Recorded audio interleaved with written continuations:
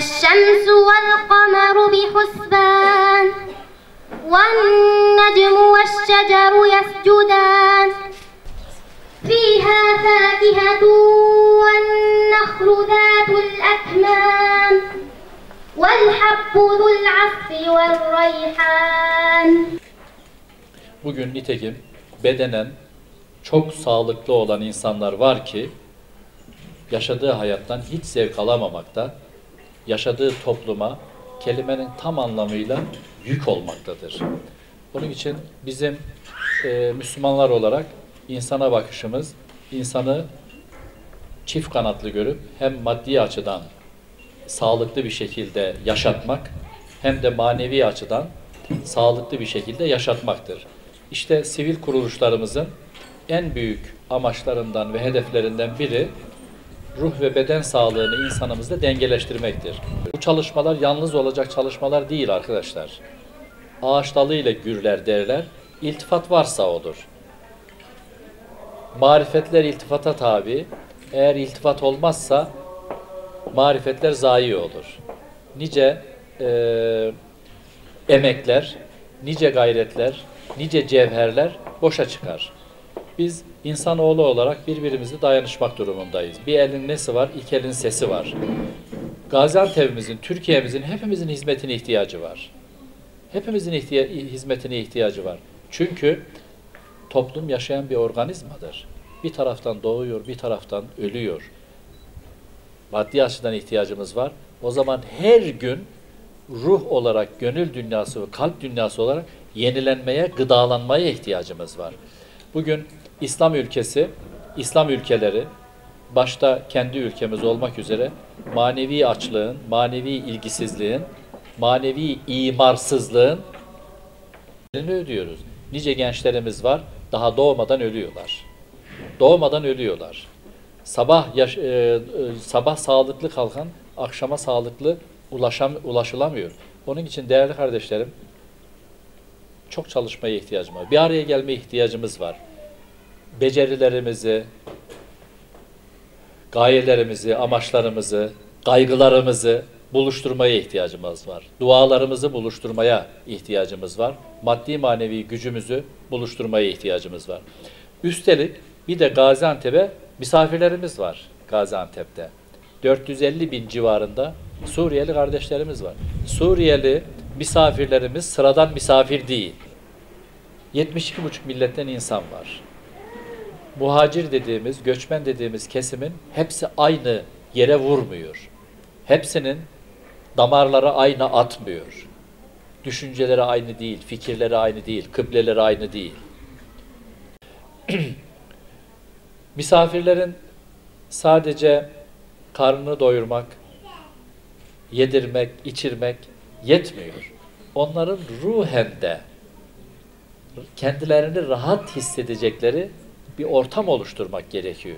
Şubat 2017 tarihinde başlayan projemiz ilk 3 ayını hazırlık ve tanıtım dönemiyle geçirmiş ve bu ay itibariyle de çalışmalara hız vermiştir.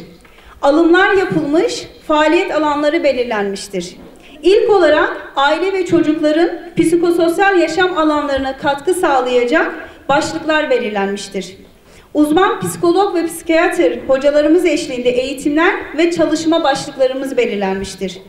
Gaziantep'te faaliyet gösteren yetimhanelerde annelere yönelik çocuk eğitimi verilmiştir.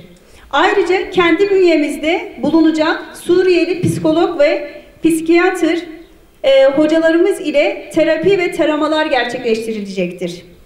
İleri düzeyde olan kişi ve çocuklar için özel psikiyatr Fuat hocamız ile terapi yapılacaktır. Kadınlarımıza yönelik terapiler yapılacaktır. Bizim amacımız birbirimizi tanımak, birbirimizin kültüründe neler var, neler yok onları araştırmak. Ayrıca da sağlıklı birer bireyler yetiştirmesine katkı sağlamaktır. Buraya geldiğiniz için hepinize çok çok teşekkür ediyorum. Saygılar efendim. لا يخفى على الجميع المأساة والظلم يلي تعرض له شعبنا. فنشكر الله عز وجل اللي هيئنا الأخوة بالله، علمتونا معنى الأخوة، علمتونا معنى الأخوة بالإيمان، علمتونا ما هي أن يكون لنا أخ وأخت في تركيا في هذا الصدر الرحب والروح الجميلة الطيبة التي استقبلتمونا بها. Hiçbir insana, kaybolmaz Suriyelilere olan türlü sıkıntılar ve yaşadıkları sıkıntıları. Allah'a şükür ediyoruz çünkü bize böyle bir millete rastladı, böyle bir kardeşlerimize, din kardeşlerimize rastladı. Allah'a şükürler olsun. Böyle bir Türk kardeşler, yani sizler de kardeşliğin anlamını anlattınız bize.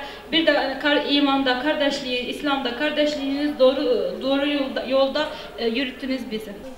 Oyuncaklarımız, okulumuz, sonra da birden savaş başladı.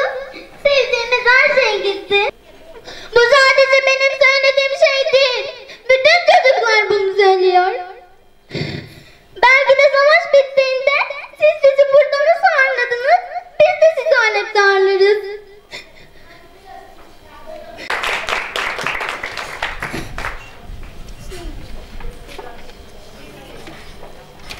Benim adım Ruha, ben Suriyeliyim. Min thaniyatil vada' vecebe şükru aleyna meda'a lillahi da' veda tepelerinden şükür gürekti bizlerde Allah'a davetinden. Sen Süreyya ışığısın, ey sevgili, ey Resul, ey sevgili, ey Resul. Tala'al bedru aleyna min thaniyatil veda' vecebe şükru aleyna meda'a lillahi da'